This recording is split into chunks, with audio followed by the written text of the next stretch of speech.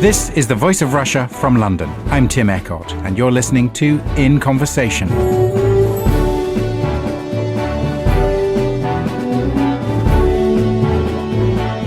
Today, around 100,000 people in the UK are living with HIV infection. But according to the Health Protection Agency, up to a quarter of them don't know they have it. More than 6,000 people were newly diagnosed last year, and many people involved in raising awareness of the disease believe there's an urgent need for greater public awareness of the risks of having unprotected sex. For Emma Cole, the reality of living with HIV is something she learnt the hard way. She contracted the infection over 20 years ago.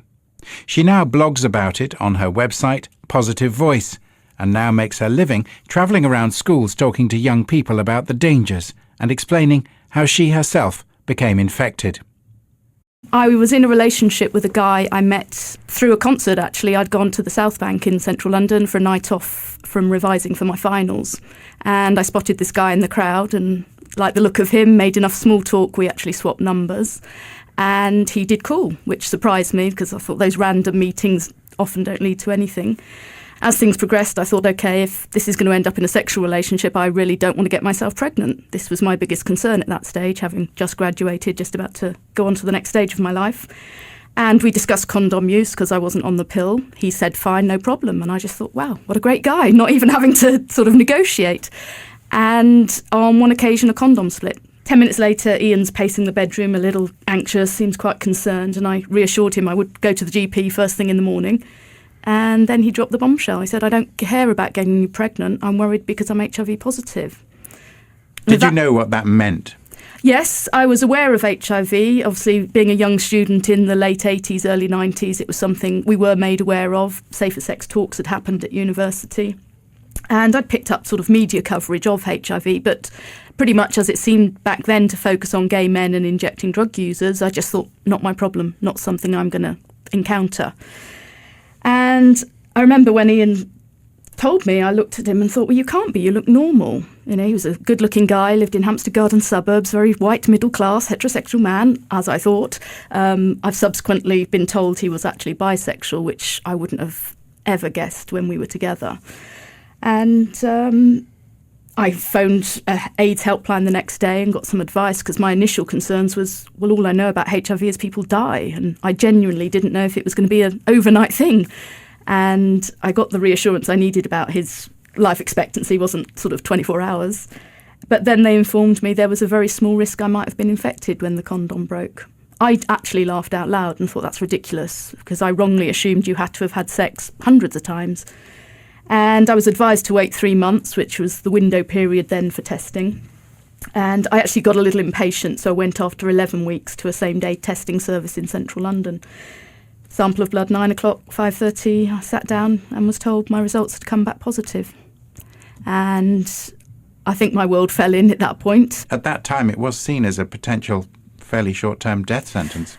Very much so. The first consultant I saw said if I was lucky, I might live 8 or 10 years. And of course, I went straight into the HIV support networks. Back in the day, there was an organisation called Body Positive, and people were dying on a regular basis from AIDS-related illnesses then. So within a matter of a couple of months of my own diagnosis, I was going to funerals of people dying of AIDS. It may seem like a trivial question, but did you continue with your relationship with this man? I did, actually, and some people often find that quite a strange response. But the bottom line for me was I know Ian didn't deliberately go out to infect me. It was an accident and it had huge consequences. I understand his reasons for not saying. Fear of rejection was very, very real back then. And to be brutally honest, if he had told me he was HIV positive, I'd been running a mile down Hampstead High Street because my knowledge and information back then was so limited. We stayed together for about a year, and in that time I recognised his strategy for coping was total denial. Mine, on the other hand, was let's embrace the HIV world, join support groups, go into counselling, regular hospital checkups. And after about a year, we took some time out, and sadly I got a call about 3 months into the break to say he'd been taken into hospital. And sadly the virus had got into his brain and he developed dementia. Lost so much weight he couldn't stand up, and it was clear to me he wouldn't survive. So that, as a young, previously very healthy woman, really at the start of your adult life, you were then confronted with this man with whom you'd been in love Yeah. in a terrible physical Yes. state. And the grim reality of what could happen to you was right there in front of you. Absolutely. And I mean, he actually lasted about a year in a hospice for people with HIV brain impairment, and I would visit him regularly after work. And it was, at the time, terrifying, because I thought this could be me in a few years. And I genuinely, at that stage, didn't believe I'd live more than 3 or 4 years with it. I couldn't see a long-term life with HIV. Did you tell your family, people close to you? Not initially. I think the initial shock was so much, I thought, this is something I'm going to have to hold on to myself for a while. And it became clear, partly because my mother thought as a newly graduated student I should have walked into a really good job, and I kept getting grief from home about why wasn't I working. And of course I didn't want to just blurt out, because I'm dealing with HIV. But after a couple of months I found myself going, OK, it's time the family know. Now, in terms of my family setup, my father died when I was very young, so he wasn't around. But I have a mother and 2 sisters still alive. I am a twin, actually, so I felt that special bond with my twin sister was a good starting point. I actually gave my sister no preparation whatsoever. It was just blurted out in the street. And bless her, she looked very shocked and suggested we go home for a cup of tea. Very English. And initially she phoned a few times a day just to check I wasn't getting ill. She had no concept that it would take some time. But she was fine. She didn't do the big freak out that I feared. Mother, I felt I should prepare the ground, so I actually told her I was volunteering at an AIDS charity, just as an opening gambit. And her response was, well, I'm sure that's worthwhile, Emma, but why on earth are you bothering with people like that? They've got everything they deserve. And of course, that was the moment I realised this is not going to be an easy disclosure. And in fact, I took the coward's road, came back to London, and after a week wrote my mother a letter explaining what had happened. And she got the letter and freaked out. She phoned me up. She accused me of having sex with all the men at my university, told me I should never have graduated. So she very much fell into the camp of, you've brought this upon Yes. yourself by your Yes. loose morals or Absolutely. bad living. You know, the fact that I could guarantee I got it from this one relationship. She wasn't having any of it. And she very much fell into the category of people who completely reject people. And initially she refused to let me back in the family home. I remember the words she said, I tried explaining that my sisters would not get it from me. It was coming up to Christmas, and she said, I don't want your sisters to catch this. And I tried explaining that, well, I wasn't planning sex with them, or I'm not injecting drugs with them. Tried to reassure her that everyday social contact is totally safe. And her line was, well, it may be a lot more infectious than they are telling us, as if there was some big conspiracy going on around HIV. And that was the first moment I realised this was not like other illnesses. I thought, if my own mum's not going to let me in the family home, then maybe I shouldn't be talking about And this. did you want your mother's support and love? I mean, was she somebody that you would have hoped would be somebody who'd be with you in this, rather than having that very sort of Yes, I wouldn't have primitive said reaction? we would have been the closest mother-daughter relationship, but I certainly would have expected her, as my only living parent, to have given me love and support. You know, I think if you have a child, that love is unconditional. Perhaps that's a little naive of me. But that was a very good demonstration to you of how people who didn't understand the disease Yes. might react. Yes, and you know, I could probably 100% guarantee if I told her I had any other illness, I would have had that love and support. But there is still this huge amount of stigma and discrimination with HIV. That was back in the early 90s. Even today, sort of 22 years on for me, there are still people who live in fear of others finding out that they're HIV positive. Let's talk about that, because as we've explained, you spend your time talking to young people, I mean school-age children principally, about your story, telling Yes. them exactly what happened and alerting them to the danger. There have been many media reports and studies suggesting that this generation, if you like, the generation that's just becoming sexually active potentially now, are much less aware of HIV and the risks associated with it and the behaviour that can lead to it. Do you think that's fair? Absolutely. I mean, every week I'm in schools across the UK, and it's clear to me that the basic knowledge about HIV, how it's transmitted, is not getting through to a generation of young people. And often it's probably because there's a lot less media coverage of it now. World AIDS Day. But why is that? Because albeit the treatment is more life-sustaining, but it's still a fatal illness in many cases. That's and a very right. serious illness to deal with. Yes. Well, I think it's because of the advances in treatment and people living a lot longer. I guess it's not as dramatic news anymore. The day-to-day realities of living with HIV just are not heard, and the voices of people with HIV. And what are those realities? I mean, you seem quite healthy to the naked eye. I mean, you're able to work, you're able to carry on your mission of talking to people. But what are the realities for people? Because we, as you say, we've sort of got it in our heads now that there are drugs and that people are living so-called normal lives with HIV. Well, yes, and of course each patient will be different. I've been very fortunate. I'm currently doing well on treatment. That hasn't always been the case. I have suffered some quite severe side effects in the past, have been hospitalised in the past.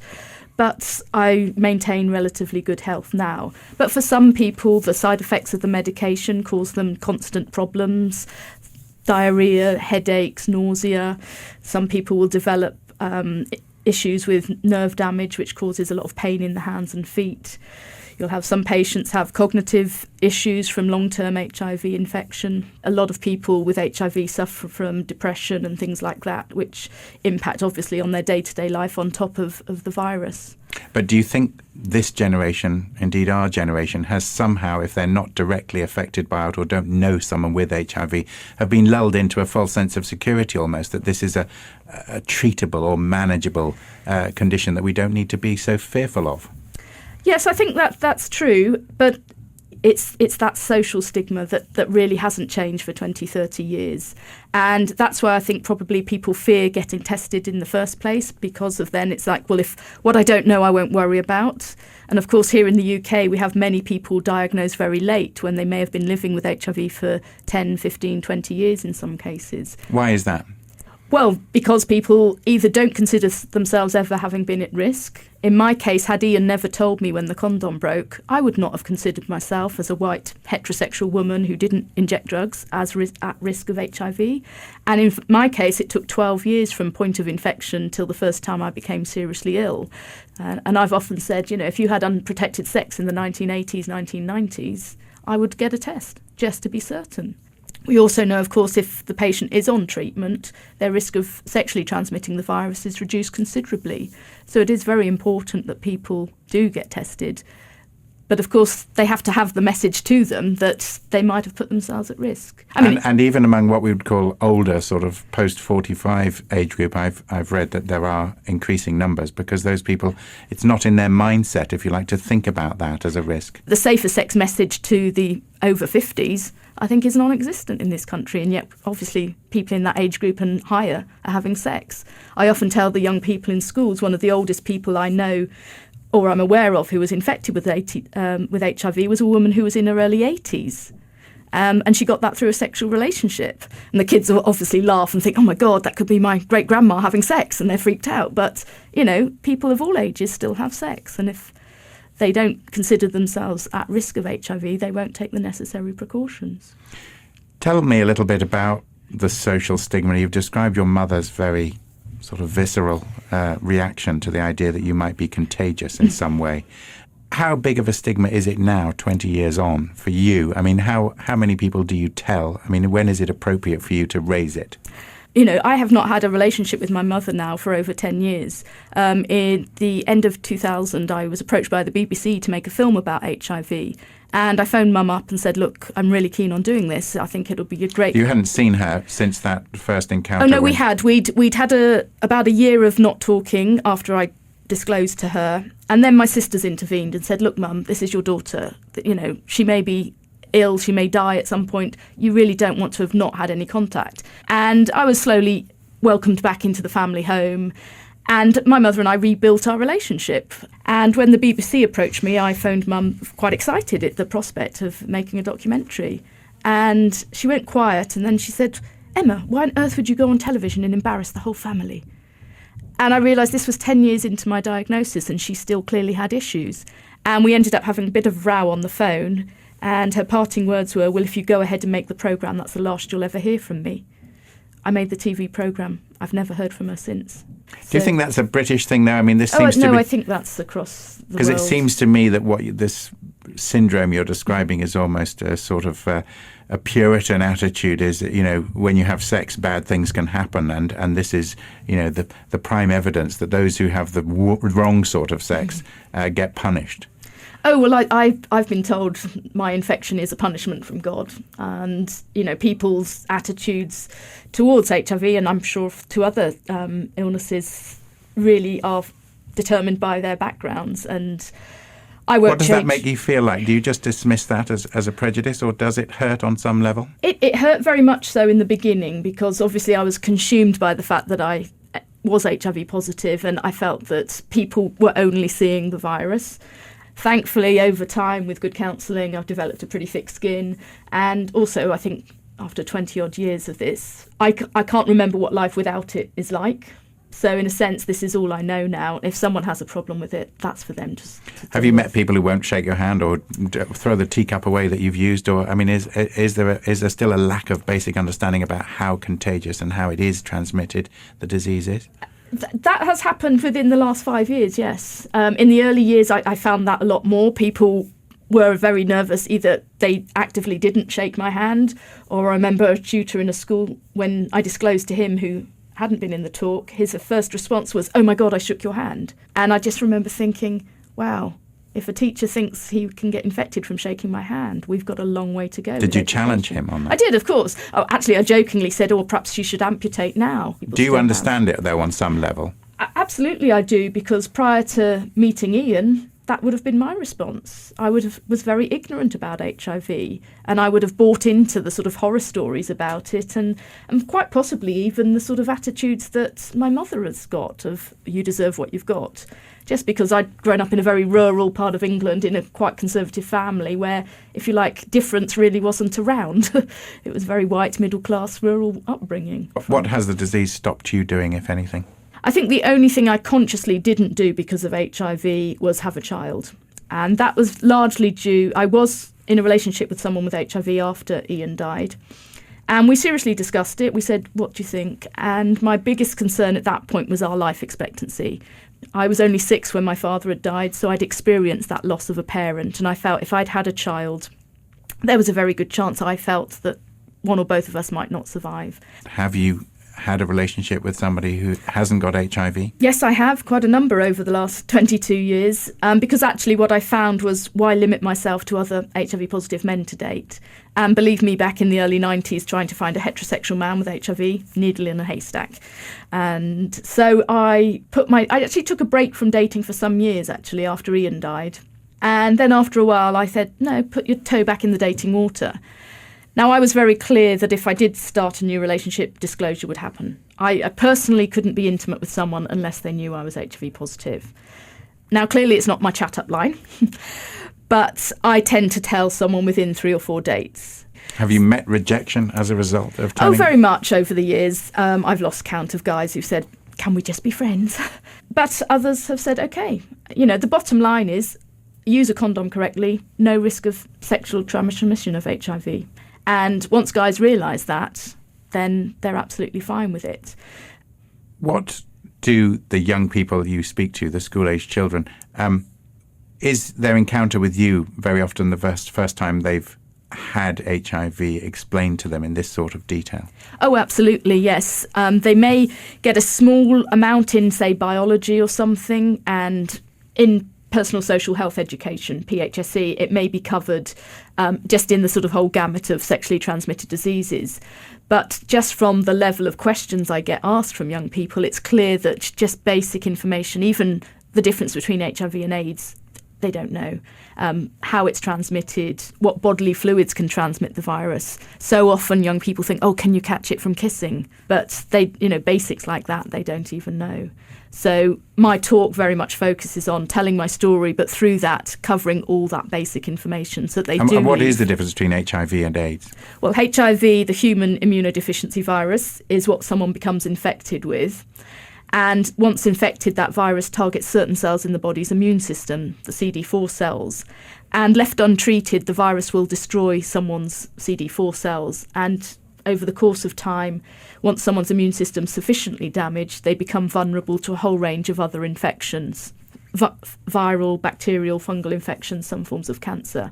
And they're known as opportunistic infections, and they come under this banner label of AIDS, the acquired immune deficiency syndrome. So you're making the important distinction that you can have the virus without it having progressed to the stage where you will develop these opportunistic infections. Yes, very much. And that's very much, again, why we want people tested and on treatment, because if someone who is HIV positive is on treatment, they're much more unlikely to reach that stage of the traditional AIDS-related illnesses developing. Those of us like me old enough to remember the early 1980s, massive television campaigns in this country. There was a real climate of fear. I mean, I think everybody was very, very aware of this terrible disease, which was likely to be fatal. Yeah. Well, I saw those adverts and I very much picked up the message. AIDS will kill you, use a condom, safer sex will prevent it. And of course, I took that message with me. But of course, what they didn't say was if a condom breaks, there is still a potential risk of being But what's infected. happening now? Is it a matter of scale? Do you think, would the government be justified in putting more money into a sexual health awareness campaign now? Do you think it's merited? I would always advocate for more awareness raising, not just of HIV, but other sexually transmitted infections, because clearly the statistics demonstrate that a lot of people are still having unprotected sex. And what I hope from my talks is that young people go away going, right, I don't want to get HIV, I'm going to use a condom. And if they do that, then they're obviously minimising their risk of other STIs. How would you advise, I would say, young girls, more than boys, who are faced with the prospect of a boyfriend whom they love or think they love, saying to them, oh, if you love me, you won't make me wear a condom. I don't like it. It's not as pleasurable. How does somebody in their teens or early 20s without much sexual experience deal with that sort of pressure? Do you have any advice for them? I would still be saying to you, young person, if I asked a partner to wear a condom and they're saying no, I would be going, well, look at the consequences. Are you going to pay if I get pregnant for long-term care of a child? I also say to young people, look, if your partner and you want to not have condoms in the relationship, get yourself both tested. If you've got no STIs, then you can make an informed choice. But to have unprotected sex without the information, then in a sense you have to live with any consequences. But I think giving young women the power to say no is something we still need to work on, because I think there is an awful lot of pressure on young people in sexual relationships. Particularly now, I'm finding with so much access on their phones, their iPads or whatever, to internet porn, sadly, young people are exposed to it way more than my generation was. I think we're becoming aware that that's an increasing social problem that we have here in Britain, but as I'm sure you know, Iceland is debating at the moment whether to ban pornography, because it seems as if the online porn that young people can find terribly easily and even unwittingly is of a very severe and violent nature, but it's changing young people's attitudes to what constitutes normal or acceptable sexual behaviour. Yeah, they're also not getting any sort of understanding of what a relationship is from those images. They're just seeing the pure physical act. And of course, if that's what they see as normal, then they're going to expect their partners to engage in that. Now, a lot of young people won't have had access to those images. And then if the partner is saying, well, everyone does it online, then either the person on the receiving end of that is either, well, I'm not normal. There's so much involved with that. And again, it comes down to education. We need to give young people the tools to deal with that situation. Do you think the educational system is doing that at the moment? I mean, clearly it's not on as well as it might, because you're going around and meeting a very positive response from the students. Well, I think it's ad hoc in schools. There's some schools doing very comprehensive, very good programmes of sexual health education for their young people. There'll be other schools that give them an hour in the whole academic year. So we've got a whole gamut of responses to it. I think we could probably do with some government guidance to schools to ensure that every young person gets access to a comprehensive programme. But then that's, again, a whole issue where some schools, not within the controls of government legislation, can pick and choose which bits they do give their young people. And I think parents have to take a role in this. If you have young teenagers, have that conversation with them. And of course, many young people go, well, I can't talk to mum and dad about that. It's like, well, find a trusted adult you can, because often just having the conversation can lead to information and sort of education coming across. You've obviously been on your own journey, to use that horrible modern expression, with this disease. Yes. It being visited upon you unwittingly when you were in your early 20s. What's your relationship with the disease now? I mean, do you still see it as a sword hanging over you, or has it become so much a part of your life in the sense that you talk about it a lot and you use it as a power for good to educate other people, that you've changed your own relationship with your own physicality?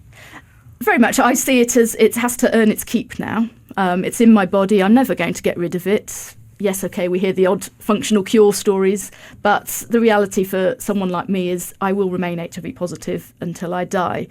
So in a sense, I'm making it work for me. I'm not hiding away from it. It is part of my life I can't get rid of.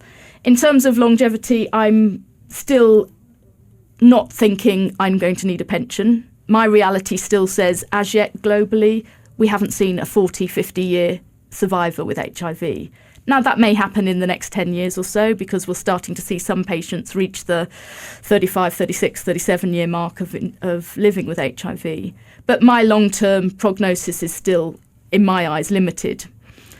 But for me, the 10th anniversary was the turning point. Actually, it fell on September the 11th, 2001. And obviously world events of that day made me think very differently about how things can change in an instant.